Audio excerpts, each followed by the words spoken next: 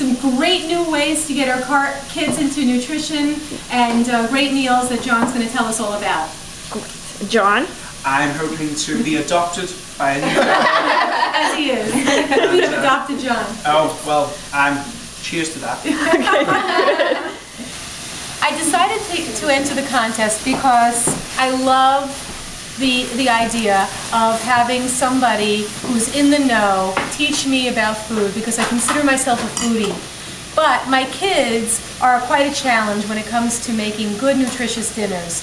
So ideas for flavoring it, like using fresh strawberry slices, that would be an idea. This one they're freezing. Well, I'm a dietitian and I came tonight to help the family make sure that they're getting a balanced, nutritious diet and focusing on calcium for bone health, because children are in their peak bone building years from the age of 8 to 18. One of the children, Josh, has a hard time getting enough dairy in his diet. His palate isn't quite excited about dairy yet, and so I'm here to give him tips to make sure that we can work on increasing his dairy intake, but also talk about other foods and ways that he can get enough calcium in his diet.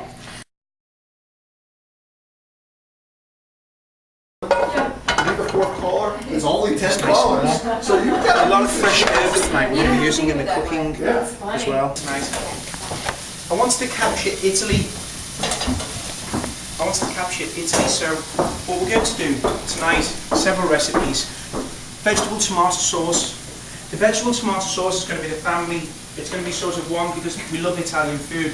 It's going to be something what the family starts off, like a lady puts foundation on first. It's going to be the foundation of the meal, and we build it up from there.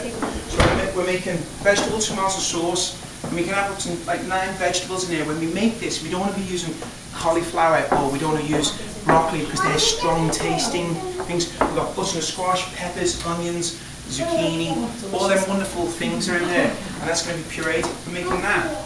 At the back of the stove here, we're taking a chicken, and we're going to separate it off to several different things.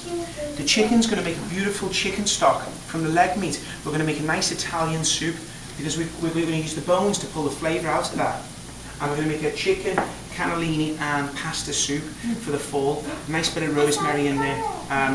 With the chicken breasts, we're going to take them, slice them off nice and thin. We're going to go in a little bit of flour, and then we're going to cook them off. They're going to be served with the tomato sauce, but they're also going to be served with roasted butternut squash, roasted turnips and roasted carrots for children, for turnips. And we're going to have a little bit, possibly a maple to that, a little bit of maple syrup to it. Kids love that. When you roast it, it brings out the sweetness. It's so good. very fall. See its wings there? So we're not using the wings. No, I used to be like, when I was your age, I was like that too, honest.